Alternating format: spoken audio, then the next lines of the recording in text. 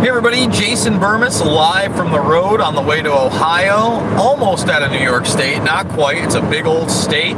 Drove through New Hampshire, Vermont, and now almost all the way through. But obviously, today is Independence Day, the 4th of July. It's not just a movie with alien propaganda and Bill Pullman. It's not just the Revolutionary War that brought us our founding fathers, our Constitution, our Bill of Rights, and modern day society. I say today is the day that you declare your independence from the many, many systems of control that are out there. And I'm going to start talking about those right now. One of the things that you can declare your independence from right now is the idea that you, a human being with an intellect and the ability to understand nuance, should be a Republican or a Democrat,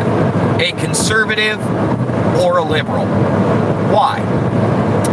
Because no matter how hardcore you truly are on either one of those sides of ideology, there will be times, there will be moments, there will be situations where you may disagree, where you may want to do something else, but feel beholden to a system that has betrayed us, because those that make their way up the rankings of either one of those organizations to the tippity tops, right?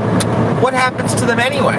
They are beholden to corporate interests. They are beholden to predator class interests. That's it.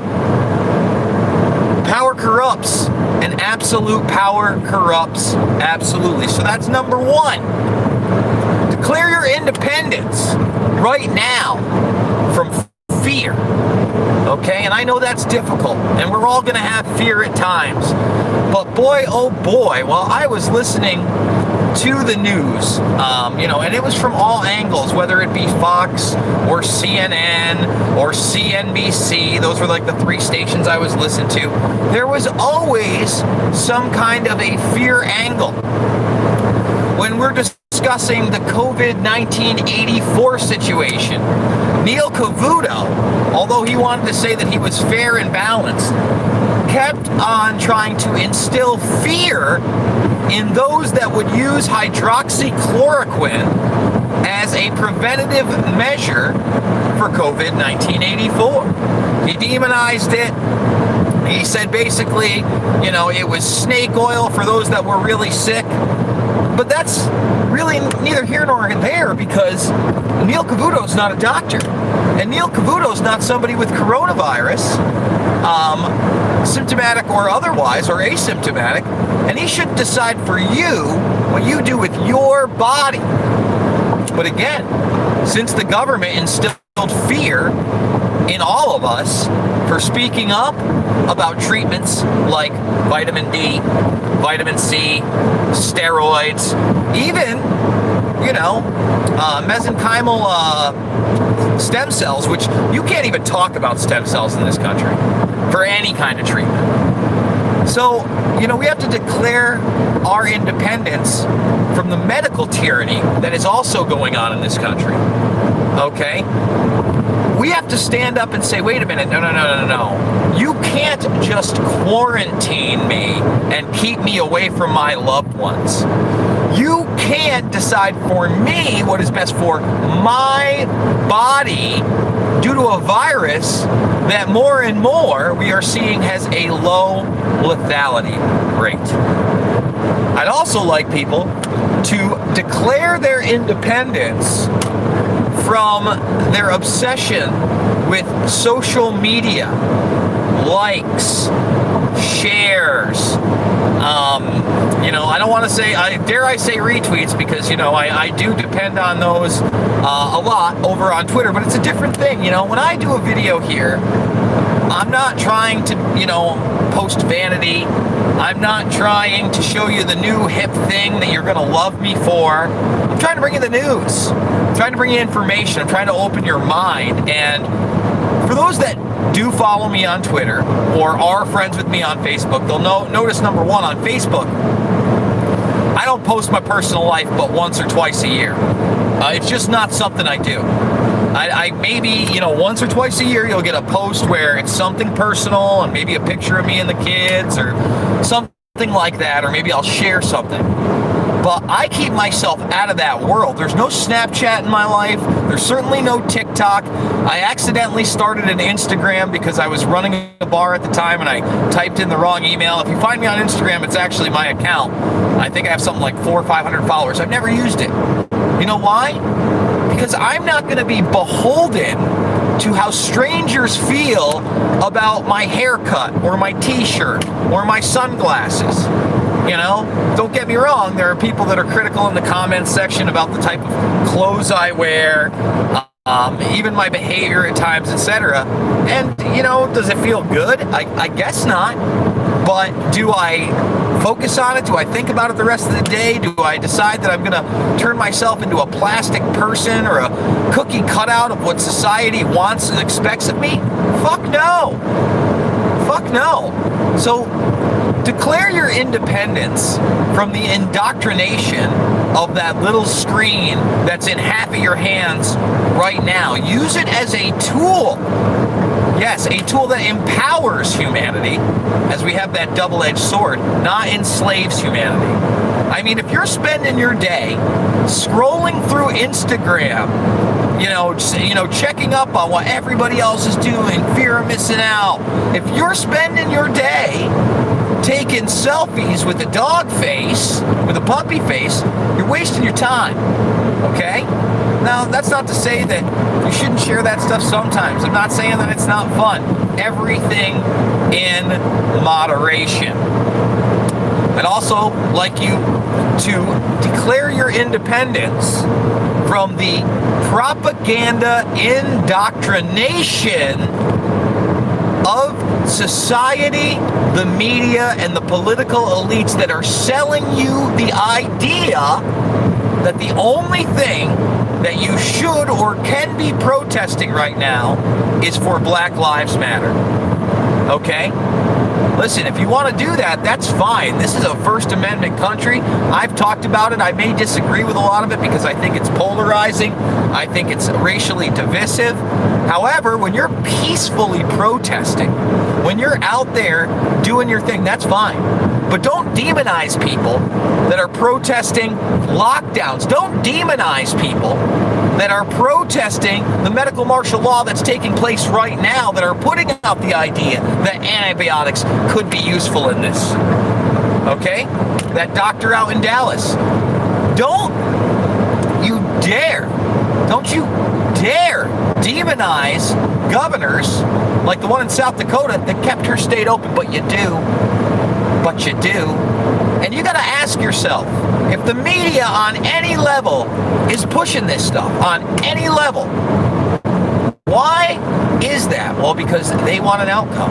Period. Amen. That's what this is. They want an outcome. That's all it is. And that outcome is not a good one. Think about it. Were they popularizing the pipeline protests? You hardly heard about those back in the day before Donald Trump got into office. And then when you did, you just kind of heard Trump say, no, executive order, we don't care. And the media left it alone.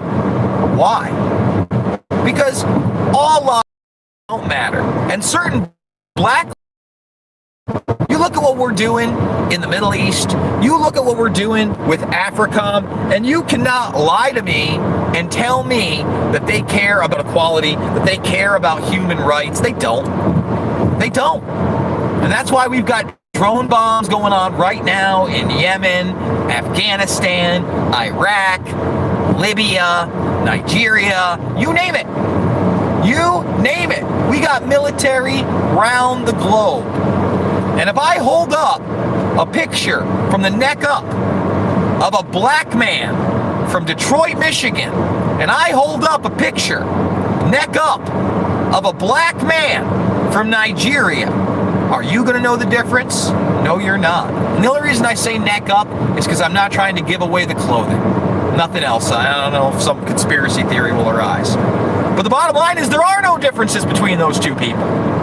Yet, why don't those lives matter? Okay? Why not? And they use every trick in the book to try to divide us. You know, it's kind of funny to me. I've been seeing a lot of hype, and again, this shows you how, you know, hype is built up around all these different news networks via money, via Disney, right? Why am I talking about Disney? Disney just bought up the rights to Hamilton. Apparently this really big musical that I really had nothing about. But Hamilton, you know, it's obviously about Alexander Hamilton. All right? One of those figures in American history. I'm not going to lie to you. I have no idea what the plot is. I have no idea what it's about at all, other than it's called Hamilton. And the guy playing Hamilton is Puerto Rican.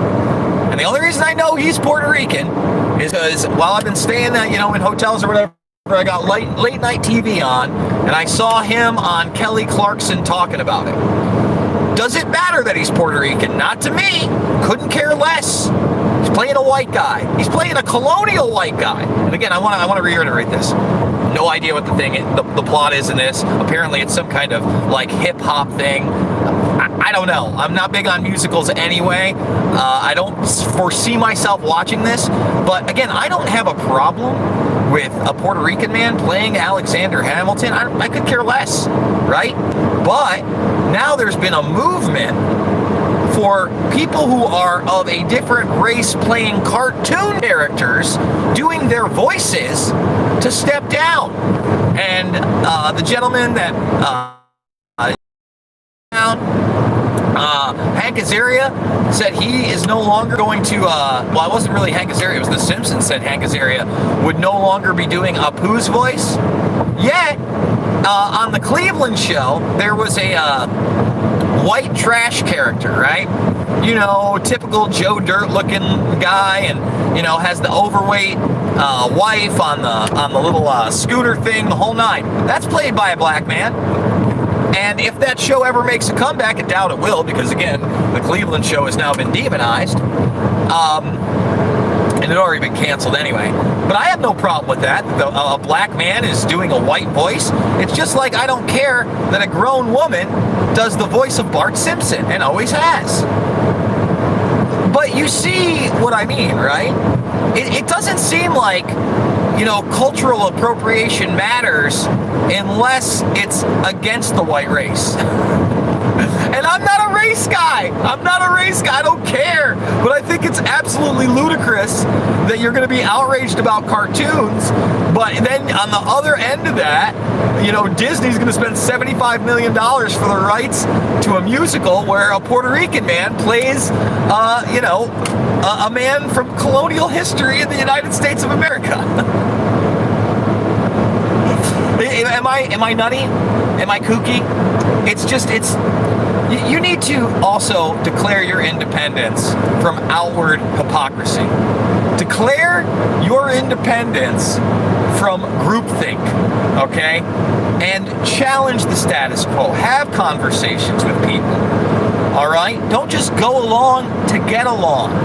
Understand that you could honestly be in agreement with somebody that you hate sometimes, and be in disagreement with somebody that you love. Crazy stuff, I know. Guys, we are on the road, as you know, trying to find all that freedom in America. That's what this trip is about. So thumbs the video up, subscribe, and share. I think we're going to be back to the 55K after losing, like, again, 200 plus subscribers in about 2 hours yesterday out of nowhere. Unexplained. None of my videos had big thumbs down. Didn't have anybody declaring it's time to go. Just very odd. But then again, is it really that odd on a platform that's just an extension of Google? That's all this is, right? And we're using it, hopefully, to empower ourselves rather to further enslave humanity. So go hit the GoFundMe, 5, 10, 15 bucks. It means the world to me. Share the info. When we do hunker down in a hotel this evening, later on, I'm really going to try to do a full production video. See if we can kick it out. I'm not promising anything, but we're definitely going to give it that effort. All right, guys. I love you, and I'll see you on the flip. Happy 4th. Happy Independence Day, everybody.